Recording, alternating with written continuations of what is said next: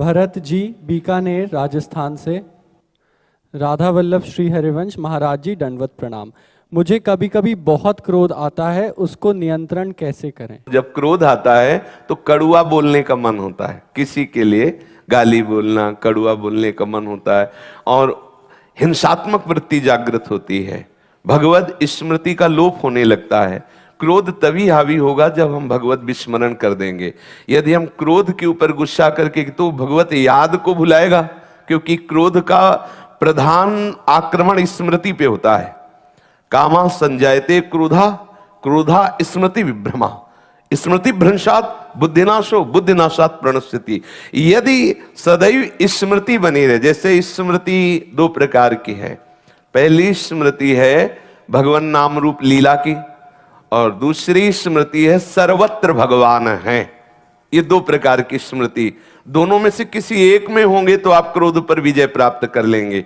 यदि ये स्मृति में आपके है कि नाम चल रहा है, रूप चल रहा है, ये छूटे ना तो आप क्रोध को सह जाएंगे। और यदि स्मृति चल रही कि सामने वाला जो हमें क्रोध दिलाने की चेष्टा कर रहा है मेरा प्रीतम ही है, तो आप क्रोध पर विजय प्राप्त। और क्रोध का प्रभाव है कि वो स्मृति को नष्ट करता है। अगर ये दोनों प्रकार की स्मृति में चूक हो गई तो फिर बुद्धि हमारी पतित हो जाएगी और हमसे ऐसे आचरण, ऐसी वाणी, ऐसा संकल्प बनने लगेगा जो हमारे साधन भाव को लुप्त कर देगा, गुप्त कर देगा, हमें आनंद का नाश करने वाली वृत्ति परास्त कर देगी। किसी को गाली देना, गलत संकल्प कर लेना, हे भगवान इसका अहित हो जाए, आदि आदि। भले हम वाणी से न बोले लेकिन अंदर से आने लगता है, दुष्ट मुझे वैष्णव को तो ऐसा करता, देख लेना परिणाम, ये आ गया, ये ठीक नहीं। मन से भी किसी का अहित करने का संकल्प ना हो।